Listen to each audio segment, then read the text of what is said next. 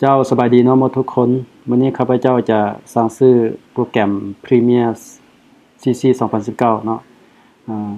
ก็เลยว่าจะอัดเป็นวิดีโอไว้เพื่อเป็นบทเรียนแล้วก็ให้ใครที่สนใจอยากจะสร้างซื้อเนาะ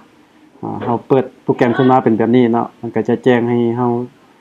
สร้างซื้อเนาะ buy@adobe.com เนาะหลังจากหมดกำหนดของการใช้ฟรีเนาะเอามาเบิ่งขั้นตอนเลยกดใส่ buy@adobe.com หลังจากนั้นก็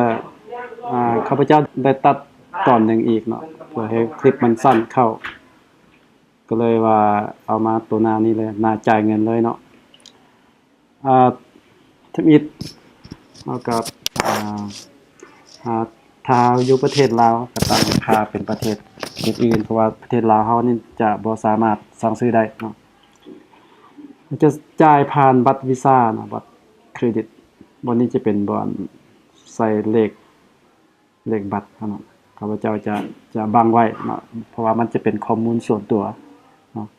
บังไว้เฮาก็ป้อนตามนี้เลยเนาะป้อนข้อมูล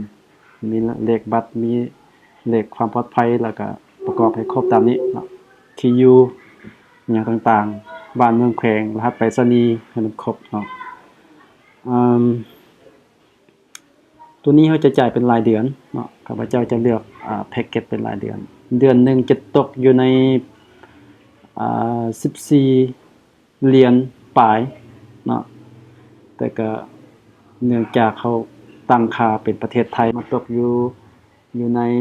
572บาทแล้วก็เวลาจ่ายตัวจริงแท้ประมาณ17เหรียญปลายประมาณนั้นความจริงปกติแล้วผ่านมานี่เคยใช้เป็นเวอร์ชัน Crack เนาะจะใช้อยู่ในระบบปฏิบัติการ Windows เนาะแต่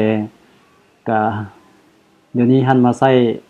Mac แล้วเนาะรู้สึกว่ามันยาก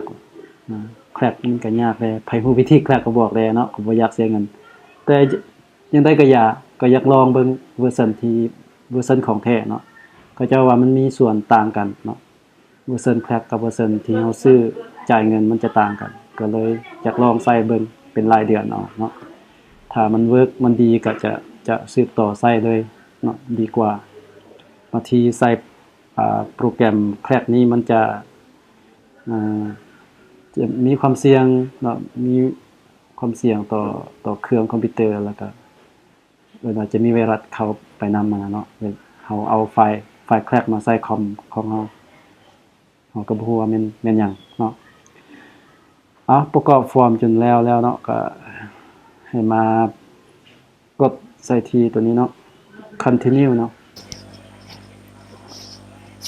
หลังจากนั้นเขาเจ้าก็สิแจ้งบิลที่เฮาสั่งซื้อเนาะว่ามันถูกเท่าใดแล้วก็ให้เฮาไปติ๊กใส่บนสี่เหลี่ยมเนาะติ๊กถูกใส่ยอมรับเนาะแล้วก็ไปกดใส่ submit order เนาะกด submit order ไปแล้วจะมาหน้าต่างตัวนี้จะเป็นหน้าต่างที่เขาเจ้าแนะนำว่าเราต้องไปเพิ่ม user ไปascend assign เนาะเขาจะบอกขั้นตอนต่างๆให้เราไปเพิ่ม user ว่าเขาจะกำหนดตัวใดจะเป็นการยืนยันเพื่อให้เราสามารถใส่โปรแกรมมันได้เมื่ออ่านขั้นตอนแล้วก็กดใส่บน get start เนาะแล้วก็มาที่แท็บ overview เนาะ overview แล้วให้ไปกดใส่ assign user เนาะเพื่อเพิ่ม user หลังจากนั้นให้เขียนชื่อนามสกุลเนาะชื่อ user ปกติแล้วเวลาเราสมัครAdobe ทำนี้เท่าก็ได้เขียนแล้วเวลาเราเขียนมันจะแสดงเลยชื่อนามสกุลเนาะแล้วเราก็เลือกเอาตัวมันแสดงหั่นก็ได้เนาะเลือกเลยหลังจากเลือกแล้วให้กดเซฟบันทึกไว้มันก็จะเป็นแบบนี้เนาะแล้วต่อมาให้ไปที่แท็บproduct เนาะแล้วให้กด ติ๊กติ๊กถูกต่อหน้าชื่อของ user เนาะกด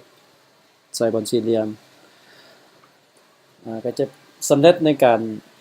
ยืนยันเดี๋ยวนี้เรามาลองเปิดโปรแกรมเลยนะหลังจากที่เราได้สั่งซื้อแล้วก็ได้เพิ่ม user เข้าไปแล้วทดสอบเปิดโปรแกรมขึ้นมาหลังจากนั้นเนาะก็จะเปิดขึ้นมาในแบบนี้เนาะก็จะบ่เห็นแจ้งเตือนหยังบ่เห็นว่าปกติเวลาที่เรายังบ่ทันซื้อมันก็จะมีว่าให้เราซื้อเนาะก็ลองใส่เบิ่งเนาะเวอร์ชันที่เราซื้อมันจะต่างกับเวอร์ชันที่เราแคร็กแนวใดเป็นแนวใดแล้วก็สิมาสอนวิธีการตัดต่อเติมอีกหน่อยนึงเกี่ยวกับโปรแกรม Premiere Pro นี่เนาะก็สิขอจบส่ำนี้สำหรับวิดีโอการสั่งซื้อ